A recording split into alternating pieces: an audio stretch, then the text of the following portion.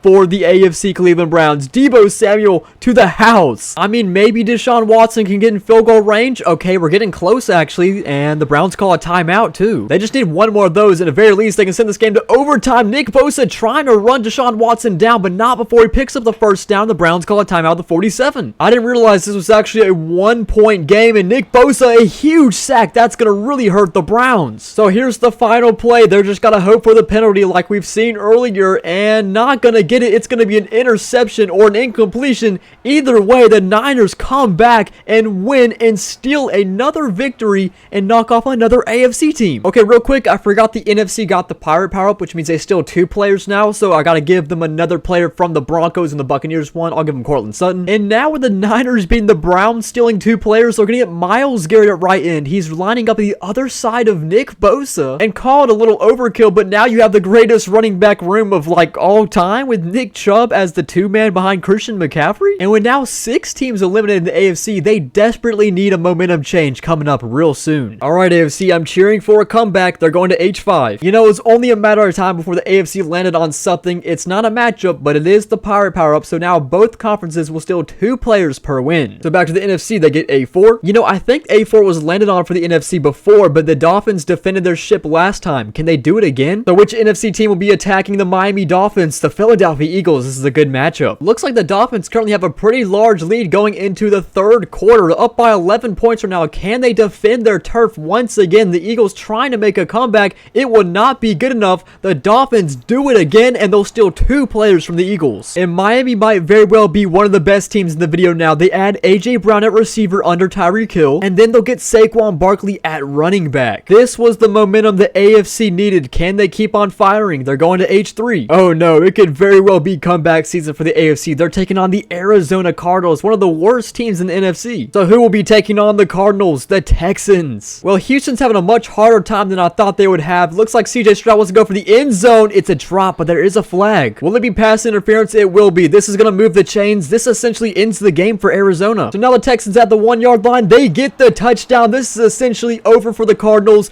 and a team has been sunk. The AFC is starting their comeback now. So the Texans will tackle on Budda Baker, and there really wasn't much else better, so I decided to stack up the receiving room even more with the rookie Marvin Harrison Jr. Well, I think the NFC knows what it's like now to have their sucky teams get eliminated. It's still a 6-3 lead for the NFC. They're going up next. They get E7. Well, E7 lands on the Titans. I think the AFC might be losing a lot of momentum here, but you never know. The Titans are kind of a sleeper team, and they're going against the Saints. It's a possibility for a defense here. It's a 3rd and long for the Titans, so they'll be kicking the field goal if they can't get the first down here, and that's exactly what they'll be doing with 1:22 remaining. Here comes the kick, and it is good. Titans have a 3-point lead. Interesting enough, the Saints are still calling plays. Let's hope this does not backfire, and Derek Carr will take a sack. Oh, that actually really hurts. Matter of fact, they couldn't get to the line of scrimmage in time at all. We have another successful defense by the AFC, and so as a result, the Titans will add 2 great defensive players. Number 1, Demario Davis, and number 2, Marshawn Lattimore. We're going back to the AFC. They land F3, and F3 will land on the LA Rams. It looks like the AFC is gunning to take out this NFC West boat. Let's see if they can take out the Rams. Who will be on the attack for the AFC? It will be the Bengals. Okay, 2021 Super Bowl rematch. Looks like Joe Burrow is trying to do what he couldn't accomplish in the Super Bowl against the Rams. That's a game-winning drive. He's at the 32-yard line. It's tied at 34. Well, it looks like Joe Burrow will accomplish exactly that. He burned out all the timeouts of the Rams. They're going to kick a field goal to win this game 37-34. I'm telling you, the AFC comeback is real, and it's happening right now. It's all of a sudden 6-4. NFC still leads. So now the Bengals will add Cooper Kupp and Derwin James, who was originally on the Chargers. And all of a sudden, all that stands in the way of the AFC of sinking the first ship today is the San Francisco 49ers on the NFC West boat. The NFC still leads, but the gap is getting smaller. The NFC will go to D8, but they won't be able to answer back here. That's a miss. And the AFC will roll H7 and a miss. NFC goes to C1. Nope. AFC fires on B7, and it looks like that lands on another power-up. They finally get the torpedo power-up, which definitely is going to help them because they played a lot of defense today. Remember, torpedo allows the defensive team to knock off the attacking team. And remember, that's a one-use power-up only. NFC is going to A5. And oh no, this is going to be a tough challenge for the NFC, and including the AFC just got the torpedo, so if the Buffalo Bills win this game versus whoever they're matched up against, they can eliminate that said team. The NFC is going to need a heavy-hitting team right here. The Dallas Cowboys, okay, that will do. Well, if the AFC wants to use the torpedo to the full potential, they could knock out the Dallas Cowboys right here, the attacking team, but the Bills are struggling right now in defense. There is a minute remaining in this game. 2nd and 10 from the 43. Dak Prescott has a completion. CeeDee Lamb runs in for the touchdown. Extra point takes the lead. And now in a huge change of events, the Bills went from knocking out the Cowboys to the Cowboys knocking out the Bills. There is 3 timeouts for Buffalo. 3rd down and 3. They just called 1 timeout. It's a completion in the middle of the field. 1st and 10 to the 42. 2nd timeout's called. 25 seconds left. Another completion. This one's to DK Metcalf, and he's going to run in for a touchdown. And now the Bills are going to knock out the Cowboys. 2-point conversion to make it a touchdown, and no good. We've seen a lot in this game. Maybe the Cowboys can answer back. They have a completion here, and they're going to use their final timeout. Dak Prescott with 5 seconds remaining. This needs to go to the end zone. It's going to get nowhere. Game is over. Bills win. And it looks like the AFC will be putting their torpedo to good use. They're knocking out a powerhouse in the NFC. And for the player steals, first of all, CeeDee Lamb, and of course, Micah Parsons. The Bills are stacked. Well, the AFC wasted no time when getting the torpedo power up. They go ahead and knock out the Cowboys, and now the lead is only down to 1 team for the NFC. It's 6-5. So back to the AFC. They're going to roll C1, and this is their chance to tie this game up playing the New Orleans Saints on the NFC South boat. It's crazy how the AFC has so many scary teams still left, including the Miami Dolphins. Well, it looks like the Dolphins are pulling away with this game, which means the Saints have lost a game on the attack and now have lost a game on the defense, and they're eliminated, and the AFC and NFC are now tied with 6 teams being sunk on both sides. Well, the Dolphins will have a really stacked secondary. They're going to add Tyrann Matthew, and they'll also have a really stacked receiving room. They're going to add Chris Olave. And now it's the NFC who could really use a momentum shift. This game might be tied, but it feels like the NFC is down by a lot. They're going to D7. Well, that's going to land on the Indianapolis Colts. I am pretty sure they've already successfully defended themselves once. Can they do it twice? NFC trying to take the lead with this team, the Green Bay Packers. This is a must convert for the Colts, and they only have 30 seconds left. Anthony Richardson going for the end zone, and it's broken up. Good defense play is made right there by Quay Walker. It's a turnover on downs. And now the NFC is building off bend don't break mentality. They're going to take the lead back to 7-6. So now the Packers will take back a recently NFC player, Dexter Lawrence, and add him to their team. And they'll also add the player steal of all time. It's Quentin Nelson. So down goes the Colts on the AFC side of the board. AFC has been good at answering back this entire video. They're going to F8. Well, that's a miss, but they were almost the first conference to come up with a Hellfire power-up. NFC's chance to go up 2. They're going to H7. Well, yes, they're getting a chance to go up 2, but it's the fact if they will go up 2. They're playing the Chiefs. Well, NFC, let's see what you got. Who are you sending out? Okay, the Chiefs won. Well, this is awkward. There is actually no reason that the Commanders should actually be taking a lead in this game. On the attack in Arrowhead, the Commanders lead with a Luke McCaffrey touchdown. This would be a backbreaker for the AFC if they're going to lose the defending champions, the Chiefs. This is Patrick Mahomes we're talking about.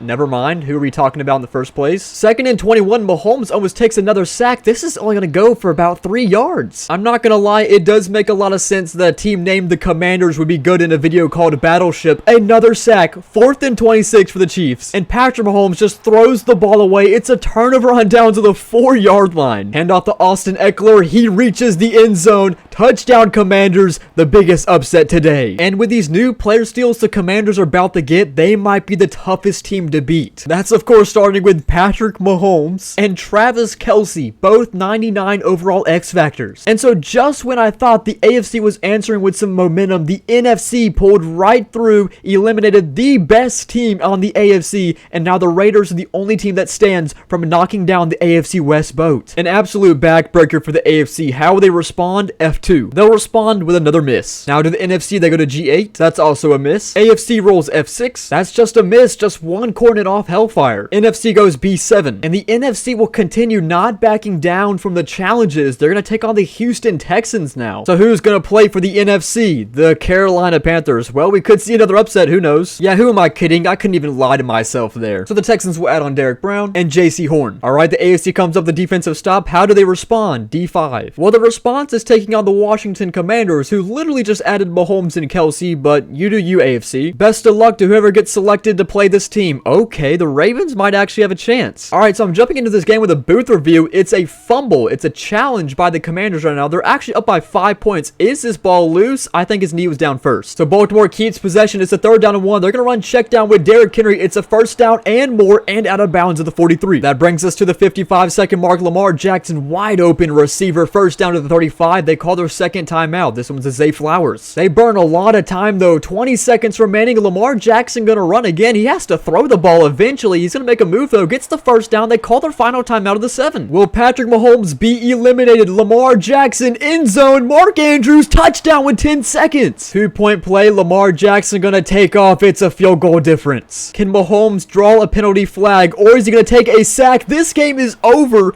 Lamar Jackson has beat the Commanders and sinks them down, beating Patrick Mahomes and Travis Kelce. Well, the Ravens will take Travis Kelce back to the AFC, and I'm going to let Mahomes sync with the Commanders himself. Jonathan Allen will be the 2nd pickup for the Baltimore Ravens. You know, you can't be upset about the Commanders' performance in this video. It was not long-lived, but they did their job. They knocked off AFC's best competitor, and then they got knocked off right back. That's how the circle of life works, but good job to the AFC for winning that game. What a response for the AFC. How does the NFC answer? They're going to B1. Nothing there. That's a miss. The AFC has already cleared off half the NFC's board. They're going to E5 now. And for the 23rd time, that's a miss for the AFC. NFC goes D6, and nobody's home. AFC goes G7, and a miss. NFC goes E6, and a miss. AFC goes C6, and a miss. NFC goes F3, and a hit. Okay, it's going to be the Cincinnati Bengals. Who are you going to sit on the attack? NFC, the New York Giants. Okay. And as expected, the Bengals defend their ship. The Bengals add Andrew Thomas and Brian Burns. Another successful defense for the AFC. They're now going to A4. And and A4 lands on the Chicago Bears. So who does the AFC send out? The Buffalo Bills. The Bills have had a really good track record this video in winning games. They're going to win another one. This is going to knock out the Chicago Bears, and we're tied at 8 teams in both conferences. And so TJ Watt, taken from the Steelers early on in this video, and X-Factor wide receiver Keenan Allen will now both be joining the Bills. The Bills have stolen so many players in this video. And as we look at the NFC side of the board, you can see 8 teams have been eliminated. And as well, let's go look at the AFC. 8 teams also be eliminated. We're knotted up at the halfway point for each conference. The second act begins now. The NFC is attacking to B4, and that's a miss. AFC will be going to A8. They hit the top right shelf, but that's a miss. NFC goes H6. We have a hit on H6. This is our first chance today to see a sunken ship. All that's left is the Raiders on the AFC West boat. So who will be tasked to take them down? The Green Bay Packers. Third down and 3 from the 43. Gardner Minshew going downfield to Devontae Adams. It's a first down, and they get out of bounds. First down and 10. Here comes a sack by Dexter Lawrence, the new pickup for Green Bay. That's going to be brutal. It's a loss of 7. No timeout called. Gardner Minshew back to Devontae Adams. He picks up the first down to the 26. Raiders called their final timeout with 39 seconds left, and now they throw an interception unless this is going to be going back because there is a flag. It's going back. It's pass interference defense, and that's going to put the Raiders at the 6-yard line. 12-yard line, I mean, but here's Gardner Minshew. Cannot take a sack here. Here comes Dexter Lawrence for the second time on this drive, and now they got to get up and snap quickly. With 3 seconds remaining, 4th and 16. This is the final play of the game. No matter what, can't take a sack, and this is an interception, and the Packers with Team NFC will be taking the lead 9-8. And 2 amazing players still for the Packers, starting with Max Crosby and returning the Green Bay, Devontae Adams. And it's official, the first boat to be sunk today is the AFC West. The Chargers, Broncos, Raiders, and Chiefs all down the ocean. I could be wrong here, but has the AFC had the lead once in this video? They're going to D7. Now it's time for the AFC to answer back. That lands on the Philadelphia Eagles. On the bright side for the AFC, a lot of the remaining teams are actually really good, so the Ravens will be going again. Well, with a minute remaining and no ways to stop the clock, the Eagles are down by 4 points to the Baltimore Ravens. Here comes some pressure for Jalen Hurts, and he takes a sack to make it 4th and 17, and we're under 45 seconds. The Ravens are clearly the best team in this video. We have a play action pass for Jalen Hurts. This one is intercepted.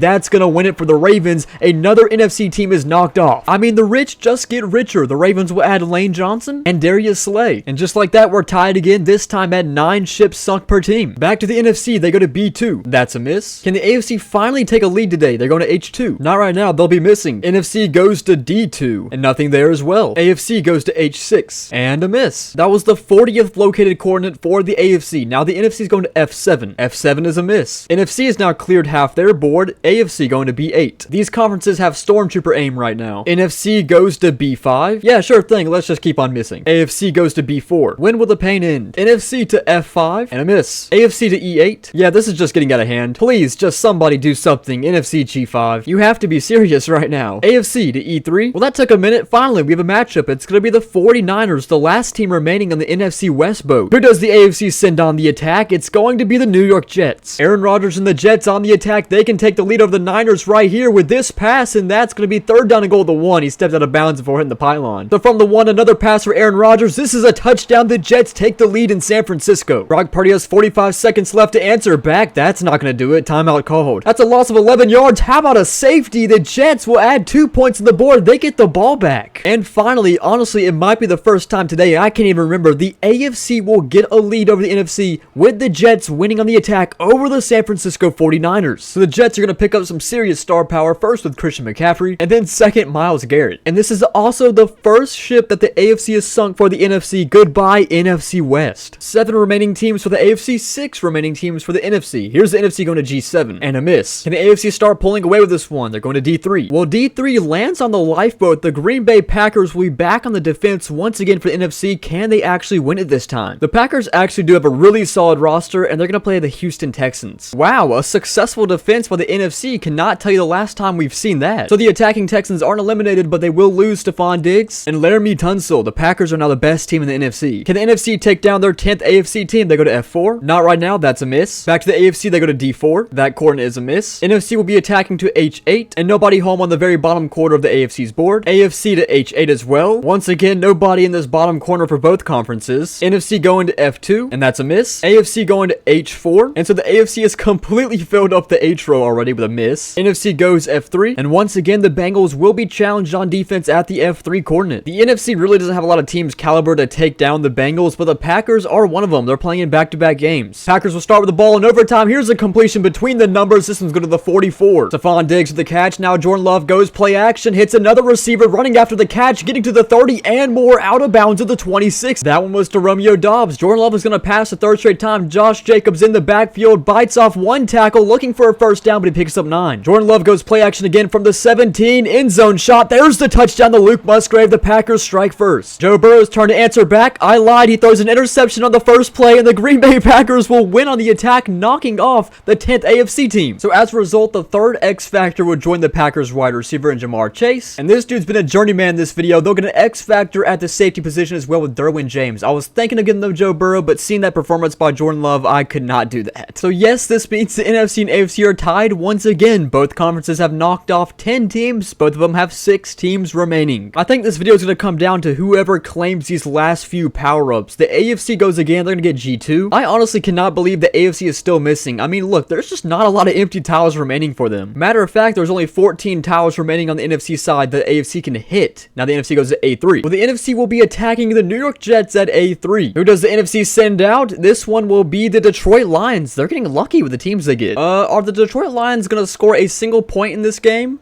Yeah, that doesn't even count. The Jets just destroyed them on the defense. The Jets will add Amon-Ra St. Brown and Josh Allen, both of them X Factors. The NFC's had a hard time taking down the Jets today, but now the AFC goes and they get C7. I just still don't understand how they just keep on missing. The AFC is approaching 50 tiles. The NFC is going to C4, and that's a miss for both conferences. AFC fires back to E2. Sounded like I just spoke Spanish there, but E2 is a miss. NFC goes to G2 and a miss. Come on, AFC, you gotta hit something here. E1. Well, E1 hits the Carolina Panthers, and it couldn't have come soon enough. The Panthers have been sitting pretty for quite a long time now. This should go over pretty quickly. The AFC is attacking Carolina with the Buffalo Bills. It's over. 45 seconds remaining. Bryce Young in the middle of the field has a completion. First and 10 to the 13. They call a timeout. Now second and 10. Bryce Young in a little bit of trouble, and he takes a sack. Third and 18 with 30 seconds. Well, fourth and 18. This is very well the final play of the game. Bryce Young steps up. There's a flag, but it's intercepted. Let's see what the call is here. It's a legal forward pass. This game is over. A little too close for comfort, Buffalo, but that eliminates the Carolina Panthers. I wouldn't even call these player steals for the Bills. This is actually just like role players. Adam Thielen is one of them. And then NCAA 14 legend Jadeveon Clowney at left outside linebacker. He's not even starting. Yeah, but I think it'd be kind of an understatement to say that the Panthers kind of overstayed their welcome. AFC has a 1-team lead, going to the NFC, going to C3. I mean, you sure you want to do this NFC? C3, the Baltimore Ravens? Okay, if they end up winning, they end up sinking the entire AFC North boat. I mean, other than the Packers and Lions, the NFC just does not have much to offer. What are the Giants gonna do? Get decimated, and that's what they're gonna do. And the AFC is another successful defense. I mean, I kid you not, there was literally 0 upgrade positions the Giants had for the Ravens, so the Ravens are not even gonna get a player steal out of this, but it doesn't hurt them at all. The only viable chance I see for the NFC to win is they have to get some of these power-ups they still haven't touched yet. Now for the AFC going C3 as well, which of course a common trend, that's a miss. So now the NFC will go to A4, and you probably already know who's on this coordinate. They have tried the Dolphins many times today, and they're just not able to win the attack. Can they do it this time? The NFC could be a chance if it's the Packers or Lions, or the Buccaneers. They might have a shot beating the Dolphins. Well, damn, okay. Maybe the Buccaneers become the saving grace of the NFC. They got the first down. They're going to burn the timeouts of the Dolphins, and the NFC will win on the attack over the Miami Dolphins. A lot of players of value the Buccaneers can take, but they're going to take Tyreek Hill and Saquon Barkley. Well, the Dolphins were one of those teams that's been challenged in the defense a lot of times today, but they finally broke. The Buccaneers got them, and now we're tied at 5 teams remaining per conference. Down to the wire for both of these conferences, AFC answers back with F1, and that of course is a miss, but if they get F again, it's going to be the Hellfire power-up on F7. NFC rolls G6, that's a miss. AFC goes D6, and talk about another team that's overstayed their welcome, the New York Giants. They're the last remaining team in the NFC East boat. This should probably be an easy win for the AFC to take the lead on. All 5 of these teams are capable of beating this team, even the Titans. Let's see what they got. I mean, hell, even the Titans didn't struggle with the Giants. I mean, this team was holding on by a thread. NFC down to 4 remaining teams. Well, unlike the Ravens, the Titans could actually use player steals from the Giants, including Bobby Okereke, and there really wasn't anybody else so I just gave him Devin Singletary on top of it. And all that remains to the NFC is the Packers, Vikings, Lions, and Buccaneers. They are seriously holding on to a thread right now. Even though the AFC is only up one team, the teams they have remaining are significantly better. Now the NFC goes to get E7. Okay, you know what? This isn't bad for the NFC. I was hoping for a power-up, but the Titans are definitely the worst standing AFC team. Let's see if they can knock them off the boat. And there's not terrible options for the NFC either. We're going back to the Green Bay Packers, probably the best option. I mean, yeah, these conferences are just tying up loose ends right now. They're taking out the teams that do not deserve to be here, including the Titans, who probably shouldn't have made this far. Another team gone for the AFC, tied at 4 per conference. So 2 solid defensive pickups for the Packers, including Demario Davis and Marshawn Lattimore. Well, good thing for the NFC to tie it up, but just looking at the teams remaining for the AFC, Ravens, Bills, Texans, Jets, much better than what's remaining for the NFC, which of course is the Lions, Packers, Vikings, and Buccaneers. Who knows? This is still anybody's game. The AFC only has 10 possible coordinates remaining, and they're picking up going to C2. Now make it 9 more coordinates. It's crazy they're still missing, and now they just filled up the entire C row. NFC is the conference that really should be missing. They have a lot of open coordinates. E2. This will be another miss. They just barely missed the Hellfire on E1. The NFC has just given the AFC way too many chances in this video. AFC is going to G5. But somehow the AFC cannot respond back because they miss, and they fill up another complete row on G. NFC, you are running out of time here. What do you guys do next? E5. Unfortunately, the NFC just keeps on missing as well. The AFC is going to strike soon. Only 2 open coordinates left for the AFC. This is probably going to land on something. F7. Oh no, it's happened. It has happened. F7 hits Hellfire. AFC will get to go 5 times in a row. They could end it right here. Now, before we start the Hellfire, though, NFC gets to go once, then the AFC will go 5 times in a row. So the NFC will roll F6. And just as expected, that's a miss. Let's begin the Hellfire for the AFC. Alright, so number 1 for Hellfire under the AFC, they're going to A2. You know, I'm not surprised they're still missing, but it's actually impossible for them to miss in these next 4. They gotta hit something. Now for number 2 for the AFC, they get A7. And so this lands on the Lions. The NFC is gonna have to make a few defensive stops if they want to survive the Hellfire. It's gonna start with the Detroit Lions. Can they defend properly? No matter who this lands on, this is gonna be a tough game for the Lions, the Baltimore Ravens. Dire situation for the NFC. The Lions need a defensive stop, but they need to stop from getting a first down as Derrick Henry takes us to 3rd down and 1. They call their second timeout. Gonna need a stop here. It's another handoff. 3rd down and 1. They can't get it. Now the Ravens control the clock as the Lions call their final timeout. Lions for the game-winning field goal. Yes, they lead 20-17. And so yes, down goes the Lions. 3 teams remain for the NFC. So the Ravens will bolster up their O-line with Penei Sewell and Frank Ragnow. And keep in mind, the AFC still gets to go 3 times in a row, and there's only 1, 2, 3, 4, 5 remaining tiles the AFC can hit on. 3 more turns in a row for the AFC. They're going to A3. You know, I'm pretty happy to say that this will be the final miss for the AFC today. We have seen so many misses, but now it's impossible to miss because all that's left is 3 teams and a power-up. 2 more turns in a row for them. So what's next for the AFC? A5. And this, of course, lands on the Minnesota Vikings, which I don't even know if we've seen once today. This is going to be a really tough matchup. I mean, all 4 of these teams have so many player steals compared to the Vikings. The Bills are playing them. Bills and Vikings went to overtime. The Vikings need to respond with the touchdown here. It's a 3rd and 15 for JJ McCarthy. He throws it out of bounds, making it a 4th and 15. Vikings on the line here. JJ McCarthy couldn't even get it off in time. It was a sack or that, and the Bills will win and take off the 3rd to last NFC team. I mean, as if the Bills really needed any more weapons, but they'll add Justin Jefferson and TJ Hawkinson. And all that remains for the NFC is the Buccaneers and the Packers. And for the final turn under the Hellfire power for the AFC, it's going to be 1, which will hit the Tampa Bay Buccaneers. They successfully take them down. They will sink the NFC South, and all that's remaining is the Packers on the lifeboat. It really doesn't matter who plays the Bucs. Anybody is a challenge. The Ravens will be going. This could be it for the Bucs. The Ravens are already in field goal range. They just made it so much easier with Derrick Henry. They're at the 21. And as time expires to knock off the 15th NFC team, the Ravens will win,